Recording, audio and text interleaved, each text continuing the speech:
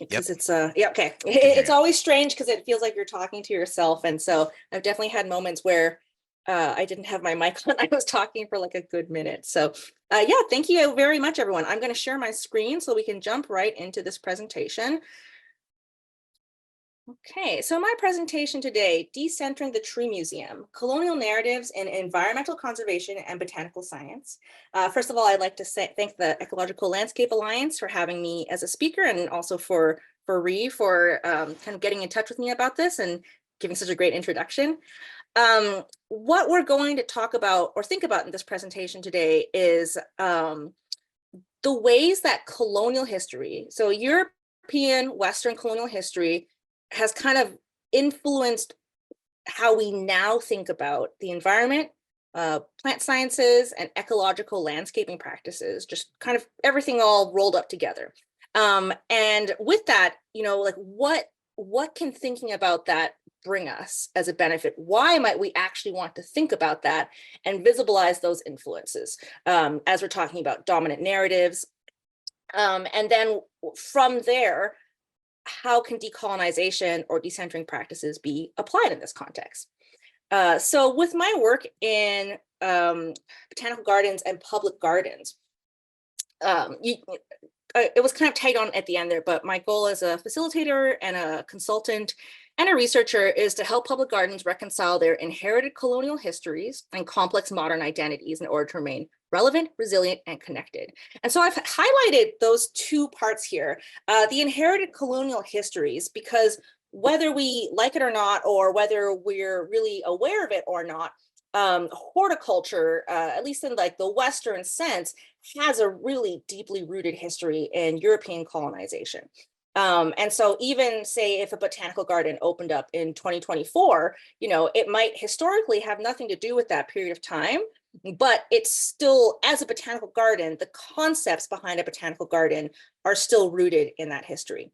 But at the same time, as that history has evolved, and our society has gotten more diverse, and these gardens or organizations have wanted to become more diverse in all ways. I think a lot of public gardens or environmental organizations now are kind of trying to reconcile that inherited history with what they want their kind of modern identity to be. So obviously a lot of work in the past couple decades, but especially recently with idea work, so inclusion, diversity, equity, and accessibility in public gardens or in environmental organizations. And that has kind of led into decolonization and decentering work, which is kind of where I come in to talk about that. And so just to give kind of some background about that, my background is in ornamental horticulture. I was at the Longwood Gardens Fellows Program where I did my master's on racial diversity and public garden leadership. And so I'm an ornamental horticulturist by trade. Like I was kind of trained in those European traditions of gardening, which I love.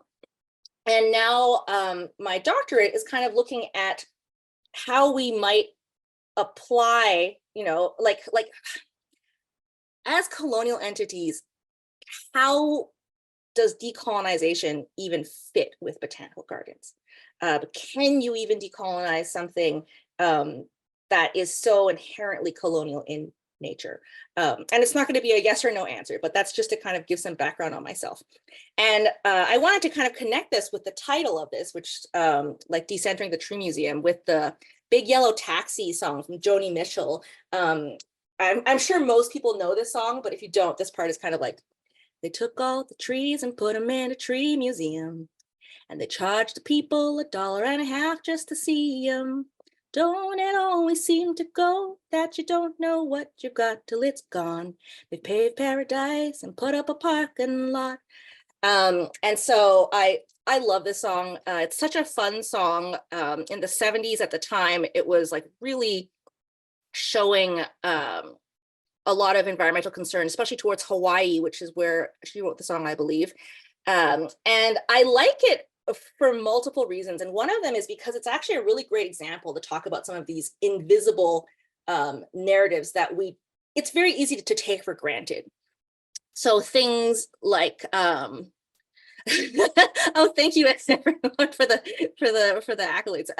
Like the concept of the tree museum, which is an arboretum or a botanical garden, and people having to pay money to enter and to go experience that environment. $1.50, which I mean, even in the 70s, I'm like, wow, they must have. I wonder what their operating budget was, right? But also this kind of concept that human beings are separate of nature, kind of to connect to the last presentation with the podcasters, where they were talking about how we're kind of basically regrowing these relationships that we've kind of become isolated from, these relationships to nature that we've become isolated from, right? Like the idea that we might take it for granted and not even notice when it's gone, but also the idea that what we're missing is kind of, oopsies, thought of as this like paradise. That's a very European colonial ideology from like the very early times of colonial expansion. So the presentation, it kind of covers a lot of subjects. I'm not going to go over all this in depth, but I kind of just wanted to make it clear that like it is a bit of a complicated subject. I've tried to keep it as applicable and on topic as possible, but so please feel free to add any questions or let me know if I'm talking too fast. I try my best not to do that. We're going to start off with just kind of covering an overview of decolonization, what it is, at least in my interpretation and understanding, and then how that and colonization is kind of woven into Western environmental history, which then leads to how those narratives kind of impact the way that we think about the environment today, whether it's in terms of environmental conservation or a botanical garden or plant science programming or climate change science, et cetera. And so with all of that, then we kind of come back around in a circle to like, what could decolonization and decentering approaches look like in those aspects. Okay, just making sure, staying on time. So decolonization is, especially recently, has become a much more popular term, particularly within cultural institutions and environmental organizations, but it can be kind of confusing because there's a lot of different definitions of decolonization. And so depending on what you hear, sometimes they kind of conflict with each other. The one very specific one is the political context of decolonization, which is what you might hear in the news or read in like history books, which is basically the process by which colonized countries become independent of the colonizing country. And so one prime example that we don't really think of as decolonization, but it's technically decolonization in this political context, is the United States becoming its own nation separate of England in the 1770s. And we have many other examples, Latin America's in the 1800s, countries in Africa after the World War and through the Cold War. But yeah, that's a very specific political governance context. Most of what, oh, sorry, go on. Oh, never mind. I thought someone asked a question. Most of what we hear about today in terms of decolonization is in a social cultural context. And so I'm not going to go over all of this, but it's both academic and like social. So a lot of it is in like Western academia in terms of theory and philosophy, but a lot of it is on the ground movements as well. So reviving cultural and intellectual traditions and knowledge, indigenous self-determination and land repatriation, anti-Black racism and Black identity movements, and the South American coloniality, decoloniality is kind of like a more recent, I guess, response to Western academia. That's kind of in and of itself a different thing. And so it can be kind of difficult to say what decolonization is. I find it easier sometimes to say what decolonization is not, but basically, and keep in mind that this is from my understanding and interpretation of it with my work in decolonization theory, but also with Western botanical sciences and botanical gardens. But decolonization is not a control Z regarding colonization. It's not like an equal fix. It's not the same as idea or racial equity work. One can be part of the other. Often decolonization involves anti-racist work, and a lot of times anti-racist work can involve decolonizing work, but they're not exactly the same. And it's because it's global, it's not limited to this concept of people of color, because all around the world, the concept of people of color has very different meaning. And so like there's European countries that are talking about decolonization from other European countries, for example, like in Eastern Europe.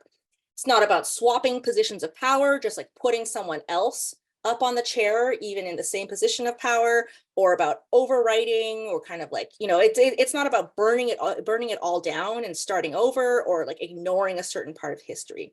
It's really, to me, what it's about is an expansion. Like I think of decolonization kind of like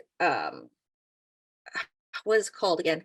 I'm going to come back into this, but I think of decolonization as like a yes and, oh, like improv. So it's like, yes, this is the European history that we have, and what else do we have on top of that? What are some other narratives that we have? What are some other ways of thinking about the world? So some examples that you might have seen, these are taken from museums and environmental organizations, include like removing or correcting unnecessary and offensive terms and images, acknowledging past and present colonial harm, decentering colonizer narratives and history. So kind of moving the main character plot line away and seeing, who else was there in the story. Land back movements, language and knowledge revival, sovereignty and self-governance, reparation, repatriation, reappropriation, and much more. I tend to use the term decentering a lot as well, but I think especially because from my feeling anyways, that decolonization in the North American context has some very specific connections to land repatriation. And so sometimes I'm cautious. I don't want to, feel like I'm trying to appropriate that term in that sense as well. But there's other terms that can be used. You don't have to use the term decolonization when you're talking about decolonization. Like I said, it's a yes and. So it's just like, how do we move over the main focus and just make it like a little bit smaller so we can have room to think about other ways of seeing the world, right? What is at the center of our story?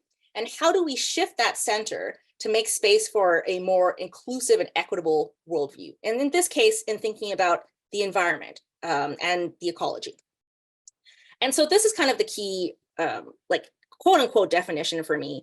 Decolonization is entirely contextual. There is not one definition of decolonization that can apply for every situation or around the world, even within the same country. It's entirely contextual based on history, geography, politics, socioeconomics, colonizer-colonized interactions, etc. Decolonization is also about visibilizing, acknowledging, and intervening or repairing past, present, and the ongoing impacts of colonization. And so that can include, repairing harms, repatriating, but it's really, it's about all of these. It's about acknowledging it as well, because a lot of that is not commonly acknowledged in the narratives that we see in day-to-day society.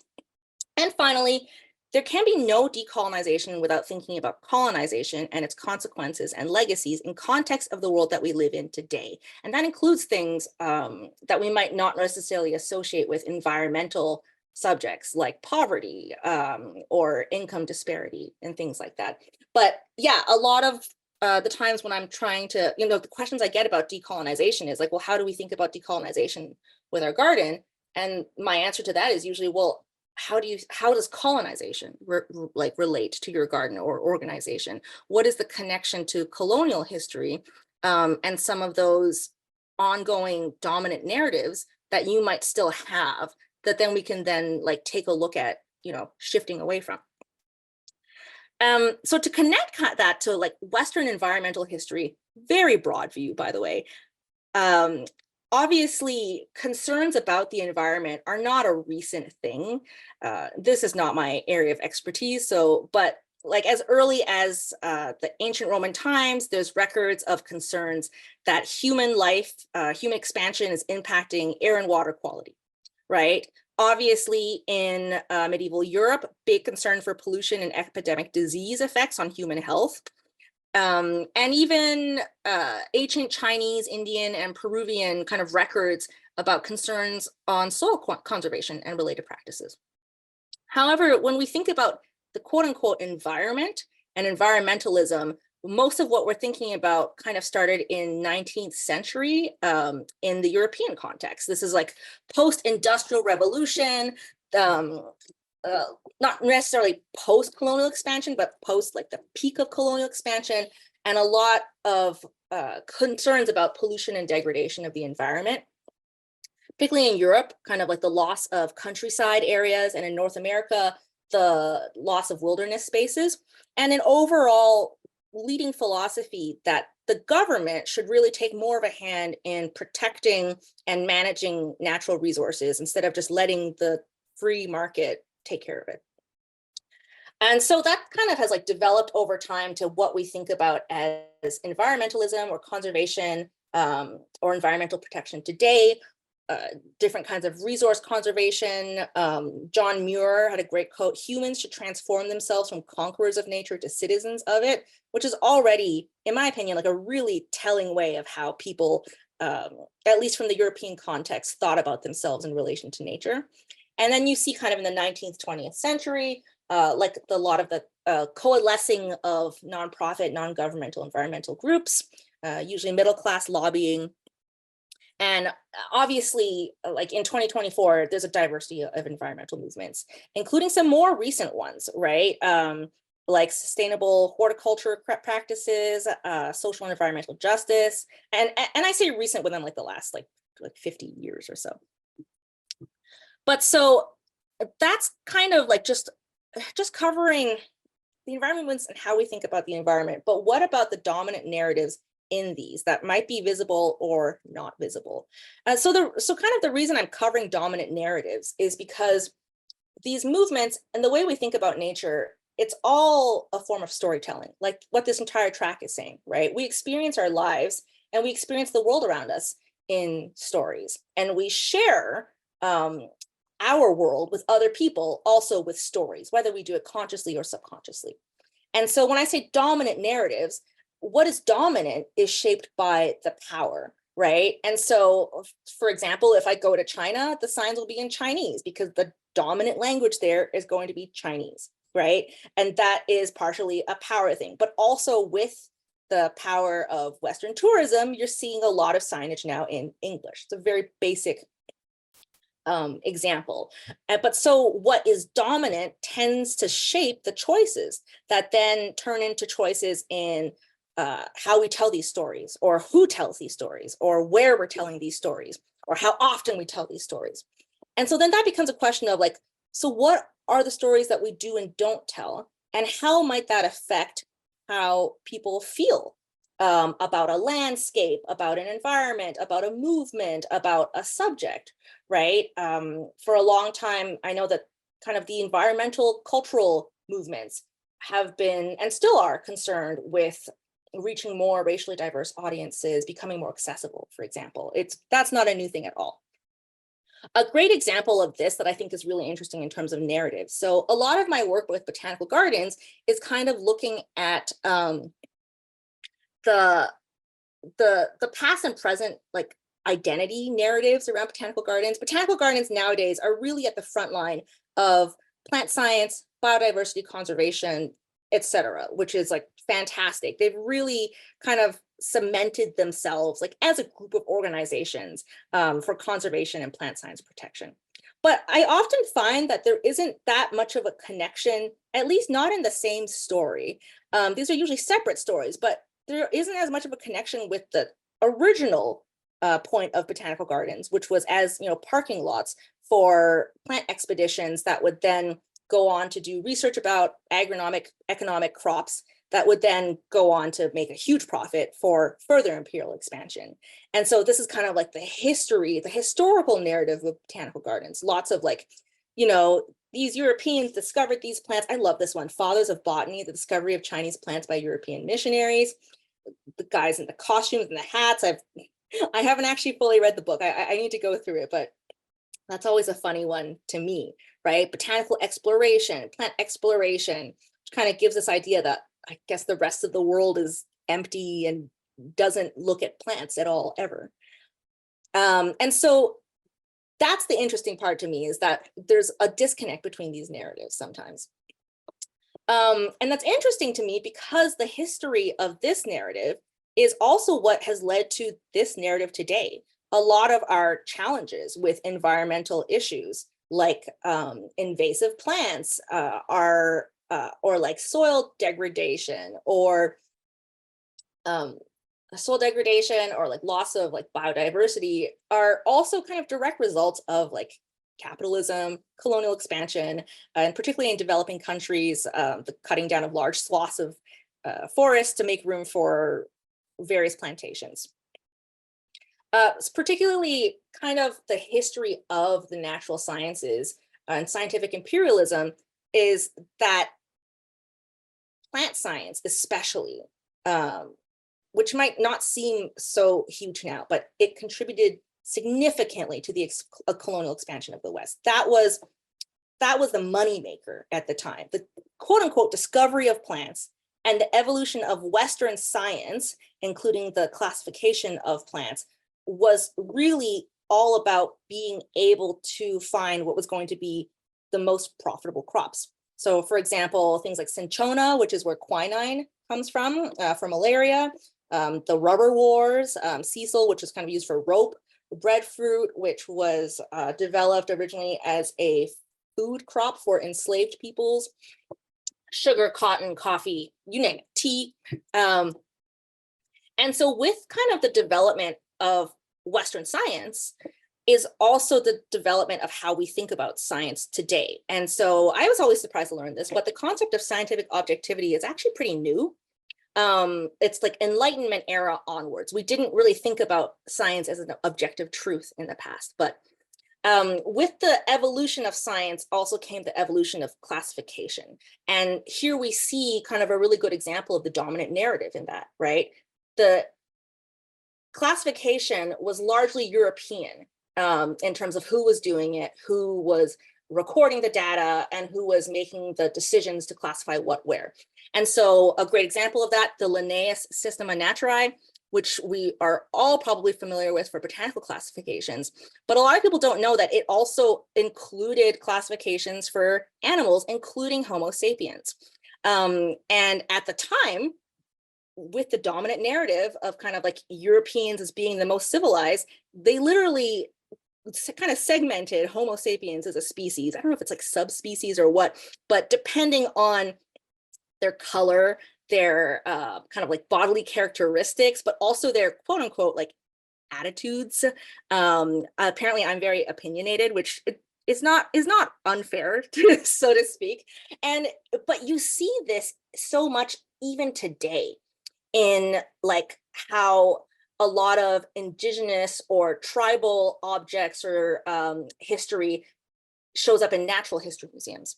But European history is history, right? Like the difference between history and natural history, quote unquote. Yeah, it's really interesting about that.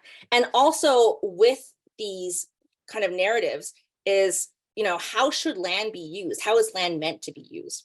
This kind of non-cultivator status. When Europeans colonized North America, there was this kind of idea that indigenous peoples just didn't use the land because the land didn't look the way that they expected it to look in terms of agriculture and cultivation. We know now that's not true. There's lots of records of the way that they cultivated the land.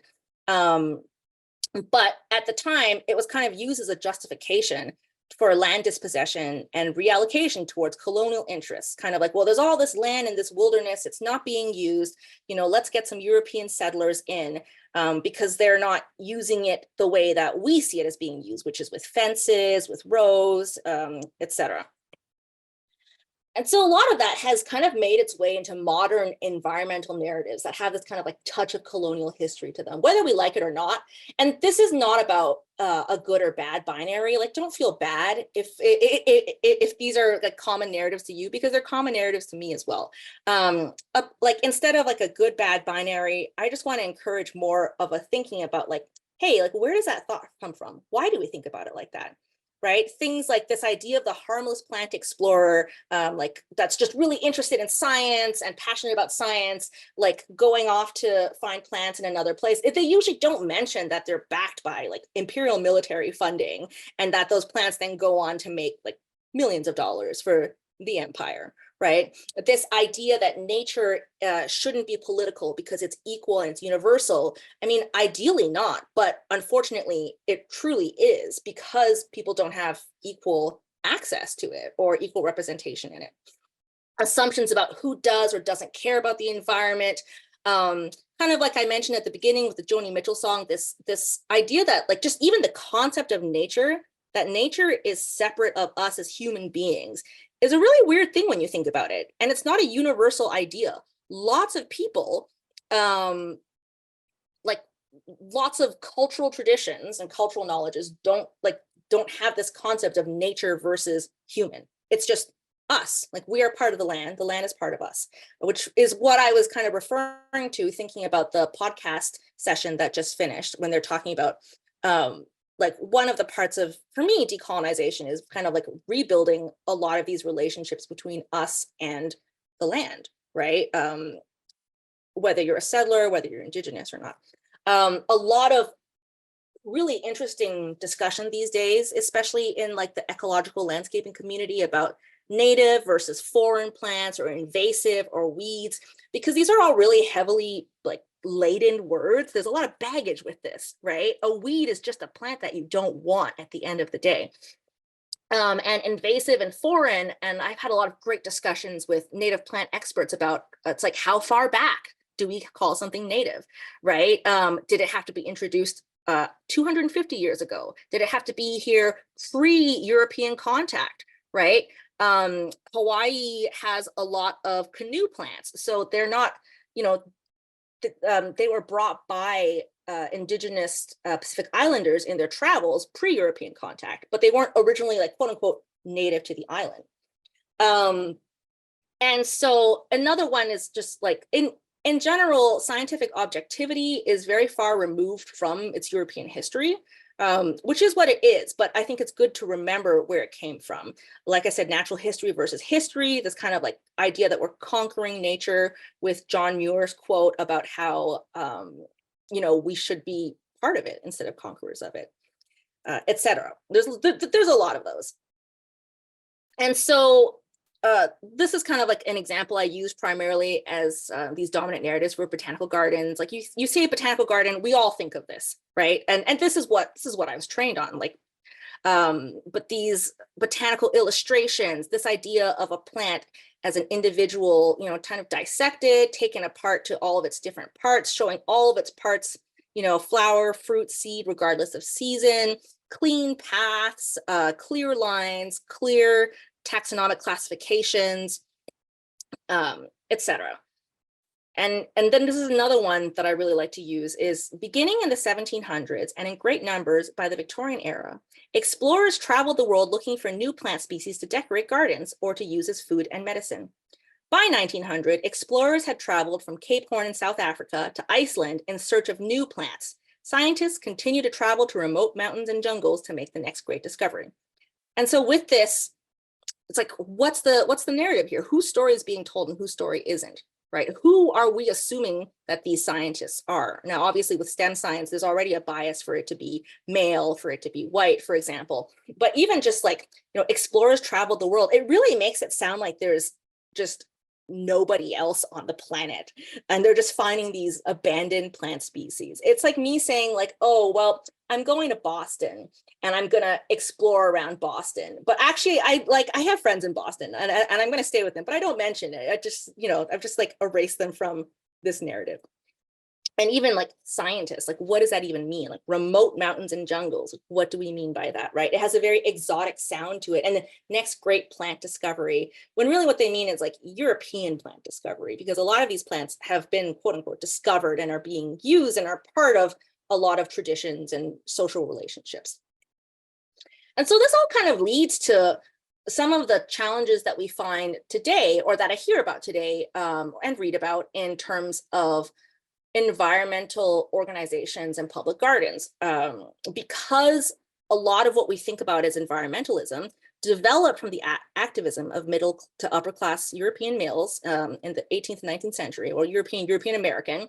A lot of what comes to mind when we think about nature, quote unquote, is like bird watching, hiking, wildlife conservation, mountaineering.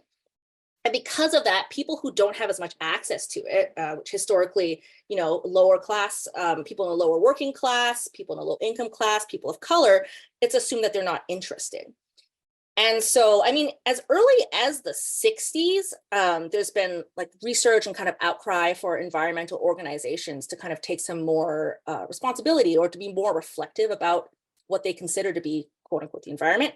And there's been like a lot of challenging of these negative perceptions. But because of this bias in framing what we think of as the environment and environmental activities, it can lead to the conclusion of minority disinterest. Which is not true, by the way. A lot of research shows that actually what it is that a lot of the interests of some of these groups were kind of dismissed as related to discrimination and poverty instead of environmentalism. So land rights, pesticide reduction, waste disposal, civil rights, public health.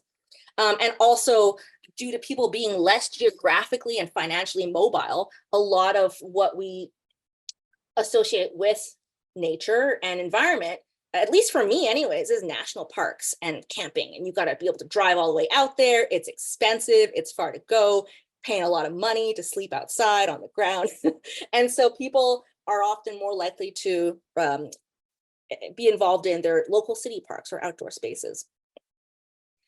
So with all of that said, like, how do we bring that back around to decolonizing and decentering approaches? Oh, good, I think I'm right on time, actually.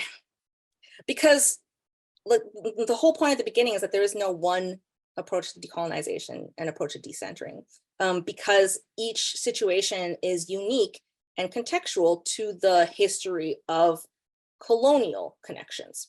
But some examples that I have, especially in like the American context, North American context, is like representation from underrepresented groups in traditional outdoor activities, so like Black Birders Week, and even discussion about how social stigma and racism keeps people of color out of these activities. There was like a good tweet where someone was like, the number one rule of Black birding is that you don't wear a hoodie to go birding, because you're much more likely to get stopped or questioned or arrested, right?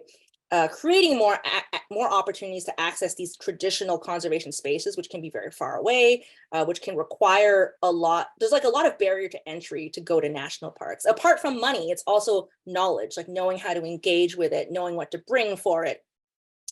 And then acknowledging urban environmental activities and urban nature as a part of nature and environmentalism, and an increasing number of environmental justice organizations for kind of an intersection of environmentalism and social justice, which we're seeing a lot of kind of community-led responses. These are kind of like some fun, so some of my favorite examples of like places or books that people might be interested in, but a really good one of decolonization and European botany is Our Knowledge is Not Primitive, from Wendy Macoun's Genius. She's an Anishinaabe scholar and professor, I believe, and she had a really interesting project where she went through colonial ethnobotanical records from, I think, her local area, and kind of retranscribed them into educational tools for Anishinaabe like cultural resurgence. And in doing so, removed a lot of the offensive or incorrect information, and kind of consulted with elders and with the community around them to actually determine like which of these is correct, because a lot of the botanical information that was recorded was, since it was chosen by the Europeans recording it, they could choose what to leave out and what not to leave out. They might say, oh, this plant is really good as a diuretic, but they might not say like how to use it, when to use it, what part of the plant to use, how much to use, right? What are the side effects? Among Flowers, A Walk in the Himalaya, from Jamaica Kincaid. She's a great garden writer, an Antiguan American garden writer. I'm sure many people have heard of her, but this is a really interesting perspective of her journey in plant exploration, where she went along with a plant collector in the Himalayas, and she's kind of really thinking about her place in all of this as a Black woman in, the Asias, but also as an American in the Himalayas.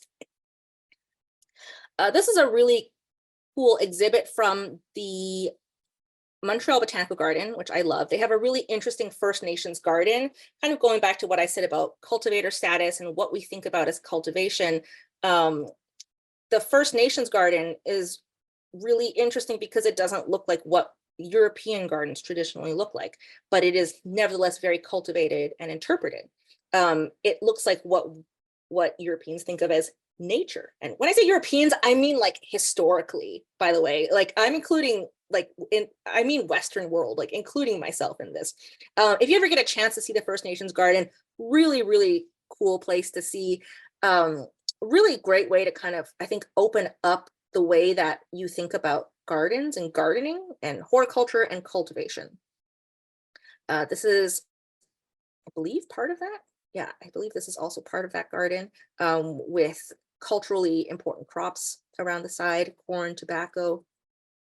And then this is also one I really love when I think about just even the history of like botanical illustration, right? Where every plant is shown individually in like a Western scientific manner. This is The Wisdom of the Universe by Christy Belcourt. She's a Métis artist. She's one of my favorites. This is in the Art Gallery of Ontario. And this is a beautiful beadwork style painting. And as someone who is fairly familiar with Southern Ontario native species, I can identify pretty much everything on here, if not down to the species, then at least to the genus easily. And I really loved that I could see this and be like, oh, that's Fragaria. Oh, that's wild ginger. It's been a while for me. Like, oh, those are irises. That's Quercus. And so just kind of an example of how what we think of as a way of depicting plants in the way that they can be identified, it doesn't just have to be, what we think of as traditional botanical illustration. So that is the end of my presentation. It's exactly 1 o'clock.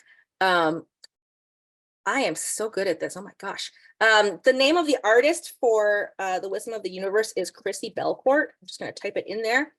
And I believe, I believe this is the end of my session, Ree, and then we move over to the garden speaker section. I'm just like kind of going back to all of these. But yeah, sorry. Thank you everyone very much. If you have any questions, please email me at q.tracy@gmail.com. I'm kind of working still on my own professional website, so it's not quite up yet, but really appreciate everyone for listening. Yeah, thanks so much, Tracy. You are good at this. Exactly on the dot. I'm so pleased. Thank you. Yeah, and actually we've got time that we can stay here in this room for a little while to answer some questions, and then if the conversation continues, we can move to the speaker garden from there. But we've got plenty of time. So yeah, just thank kind of you. going through these. Excellent. Yeah, no. Oh, thank you very much. And we actually have some of the questions pulled out from the chat, so you don't have to sort through it. But there was certainly lots of good comments in there too. So the one question was, is it true that eminent botanists traveling overseas brought back and planted species that escaped botanical gardens and are now some of the most challenging non-native invasive species? Absolutely. Absolutely. And I love that as part of the conversation, because there's so much of this like hidden, like it's not often said outright, but a lot of the literature when you read about like invasive plants, it's like, this plant is from China. And it's like, like those Chinese invading with their plants. It's like, who brought that plant? Right? Like, we didn't come over with the rhododendrons. When I was hiking the West Highland Way in Scotland, I was like amazed at just how many beautiful azaleas there were everywhere. And then I saw these signs that were like, this is an invasive plant. If you see this, call this number. We need to remove them. Then I found out more about the history of like botanical explorers bringing back different azalea rhododendron species from like Taiwan and China, and them escaping into the wild. And I thought that was a really cool example of it, because I was like, oh, it's so pretty. And then I saw these like extremely serious signs in these like high risk areas where if you saw like just a hint of an azalea, they wanted you to call this number with a photo so you could just come and like blast it off the surface of the earth. Yeah, and we, so often like see something and, you know, think we don't know, like we don't know what its story is, unless, you know, unless it's part of the conversation, or unless you do the work to figure out like where, how did Yeah. these things get here? Yeah. Yeah. And there's no Yeah. right or wrong way to talk about it, right? Like this is not meant to like shame anyone or say like this is how you should say something. Like that in itself is very colonial. Or like to say like, oh, you can't use this word or you have to use this term. It depends on the context. I really like Rebecca McMackin's question. I'm curious how you parse the colonial nature of the idea of invasive plants with the very real harm these new plants are causing, and if you have recommendations for language to promote this work while not promoting harmful ideologies. And kind of, you know, like I don't want my answer to always be it's contextual, but a lot of times when I have conversations about like invasive plants and native plants, I kind of have it in a conversation of relationality or of relationships, because there are plants that are native to Canada, Southern Ontario, that are actually very invasive in an ornamental garden sense, right? Maybe because or like certain areas that need more help than others. There's native plants that are also very aggressive when there's nothing to check them back. And say we cut all the trees down in a meadow area, then all these native plants now go unchecked, and it might really throw off the whole cycle of that landscape. Not an ecologist. So I definitely try and use it in terms of relationships. I try to clarify what I can, where I can. I think it depends if you're talking about like work out in ecology versus if you're in the garden, right? Like when I'm in the garden, I'm just like, they're all kind of invasive plants because I planted them, right? And so everything I don't want is also a weed. So it's really just about, um, is this in balance, right? Or is it imbalanced? Like, do we have a major kind of ecological imbalance here? And so and another thing with that is like, for example, it's like deer are native to Southern Ontario, right? But and so you wouldn't call deer an invasive species, but there's an imbalance in the populations because over time the major predators have been killed off. So that's a great example on how something that is like quote unquote native to an area can still be part of an imbalance.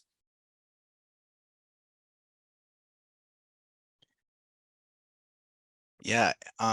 So another thing that that came up when you showed the slide that had the pyramid with the sort of dominant narrative at the bottom, one thing that sort of stuck out for me is that the whatever it was, sort of the second or third layer from the top, that when we think about like what are the stories that we do and don't tell, what stories are being left out.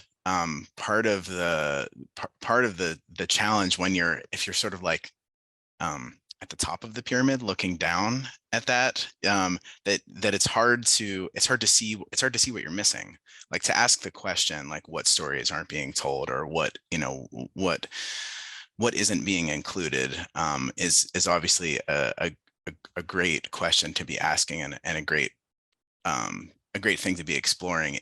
And sometimes asking the question itself doesn't necessarily lead you to the answer. So I guess I'm just curious if you could speak a little bit to like how, you know, I think I'm sure lots of people in this room, there have been almost 100 or around 100 people, are excited to be hearing this, and in their own ways probably interested in thinking about how, you know, just how to navigate that as, you know, as Yeah, individuals. it's really hard. A huge part of in my experience, like the process of thinking about decolonization, right, is that you have to kind of be able to, you have to get used to being uncomfortable and unsettled, and accepting that sometimes there's no good answer and that it's the way that it is, but you can do maybe things differently this way. Um, or, you know, like I was trained in a traditional horticultural like ornamental horticulture tradition. And for a while, I felt kind of like really weird about that. And at the same time, I've kind of come to like accept that. Jamaica Kincaid, really great author to read about that, because she talks about herself as like an avid gardener, like cut your throat at the Chelsea Flower Show gardener, right? But then also her experiences as an Antiguan American with her father, like working in like low paying jobs for gardens, for example. um I think it's just that it's nuanced, and we just kind of all have to get used to the idea that there is no right or wrong answer, and that it's all nuanced, and it's all subject to change and shifting as well. And so, yeah, kind of like you were saying, it's hard because I don't ask these questions to be able to give an answer to people. I ask the question to make people ask more questions, which can be kind of like frustrating, I think, especially if an organization is like, okay, but what do we physically do, right? But then that's where it's contextualized with your relationship.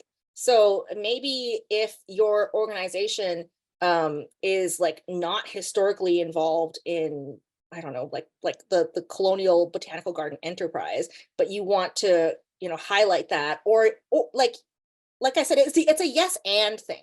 You don't have to take anything away. You can just add more to it. You can say like, hey, we have this story about our founder who was a colonial botanist and he got these plants from Asia and it's kind of shady, right? But we also have these stories about this person who accompanied them, or his daughter who accompanied them and drew all these paintings, or this guide from this other country. We have these photos of them.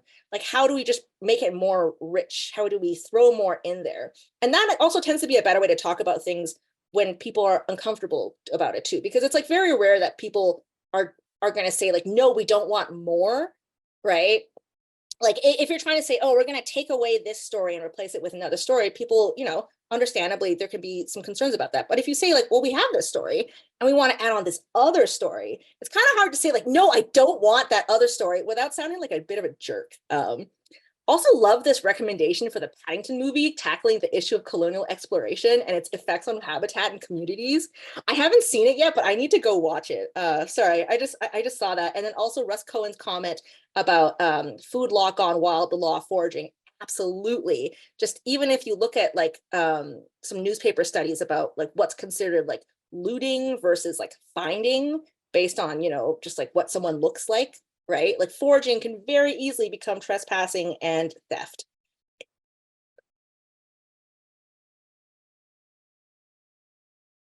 Just going through all of these. Yeah, I think the next question is about where the First Nations garden is. If Oh, you could it's just in remind Montreal. folks. Yeah, it's in Montreal Botanical Garden. Oh, thanks, Molly. See, you answered that. Yeah. I really like this one from Molly. How much of colonization has to do with the concept of land ownership, and how do we not just acknowledge that, but also begin to undo the consequences? Example of who owns what, land repatriation, deciding how public land gets managed. That is a complicated topic, and that is absolutely not my specialty. But it's and so I highly recommend. I don't have any like specific works on it, but there's a lot of good work out there, like scholarly, but also kind of like advocacy, activism work on what land repatriation means and maybe what we think it means, which is why it can be really uncomfortable. Because it is true, yeah, just the concept that we can own a section of the earth, or that we can own, or like the idea of like water ownership to me is just wild, but that's the reality that we live in. And so it's like, how do we acknowledge that reality and maybe also try and move the needle forward a little bit? I don't have the answer to that, but I do know that a lot of incredibly like smart, passionate people are working on that. So I would highly recommend that you look into that, like into what, especially from the indigenous movements for land repatriation, what that kind of means, or what that can mean, whether it's just direct ownership, or if it's, you know, they turn it into a rental agreement, just based off of like what I've read in the last year or so. I just got this one from Connor Heffer. Thank you. I may have missed this earlier in the session, but was curious as to how you feel about the term museum overall. Hope this isn't too silly. No, it is not too silly. That is a fantastic question. That is the heart of the questions that I think a lot of museums are asking themselves, because it's like, how do we decolonize when what we are is a colonial thing? Like it was born in that, it was made to kind of like help that, and just everything about it. And I don't have like the answer to that, but I would say, you know, if a museum was asking me that, I would say it's like, you're a museum, right? It's like, what is your mission and values for the future? Is that going to change what you mean as a museum? I think that there's space to acknowledge that museums or collections in general are a very colonial concept. but also still engage with them and represent them in these more complex and nuanced ways that might get people thinking about it. Which is a very complex topic. I've always thought that was very interesting. Like, as someone who's Chinese, I've always felt it really interesting to like engage with museum exhibitions on kind of like Chinese history or Chinese artifacts where I feel very removed from it. But then sometimes I'll find ones where I do feel much more, I think, connected to it, for example. And so there's no, yeah, I don't really think that there's any way to completely unmake something unless you're just going to say, well, we're never going to have museums again, because they certainly have their purpose, especially in terms of the access and education, right? A lot of museums, and so museums and collections really like, they started out as the cabinet of curiosities thing, where it's just like one really rich dude was like, look at all the cool stuff I have, look at all the places I've gone. And then throughout time, it kind of developed into like, I'm going to open up my collection to some of my friends, and then I'm going to open up my collection to the common unwashed masses to benefit them, because they're probably never going to be able to see like an elephant tusk or something in real life because they're too busy working in the shirt factory during the Industrial Revolution. And so a lot of the intention behind behind the concept of museums in like the 18th, 19th century was to provide access and education for people who weren't able to access those sort of things. And so, yeah, I think it's just kind of being comfortable with the discomfort, or at least being vaguely more okay with it, and just like, it is what it is, right? It's a colonial collection of objects. And how does the way that we think about that collection change how we interpret it? And how might that change how someone else engages with it who might not have engaged with it before, right? Who might have only seen it and been like, oh, that feels real, like, oh, I get real weird feelings when I hear about that collection, I think I'm not going to go, to like, oh, that really resonates with me, I think that's really interesting, and I actually want to see it. Another, like, my examples are all at the Montreal Botanical Garden, because I lived in Montreal for a few years, but they had an exhibit and an interpretation in their Chinese garden that I thought was really interesting, that was on like modern rural Chinese life. Not like, oh, the emperors of this time or whatever. It's like, this is what's kind of going on in China now in the rural countryside, right? Like, this is what people are working with. These are some of the environmental issues. These are some of the cultural traditions that are still there. And that was really resonant to me, as someone who was like born in China. I come from like a family of like farmers, and I was like, oh, hey, that kind of looks like my grandpa's house, right? As opposed to something that's really kind of just this idea of China that might not resonate with me so much. And so I imagine it must have resonated with a lot of other people. And so I can really only speak from my experience in terms of like identity and stuff like that. But yeah, that's what I would imagine, right? It's how we see ourselves in the story that's being told by somebody else. Thank you, Awesome. everyone. Yeah, I really appreciate it.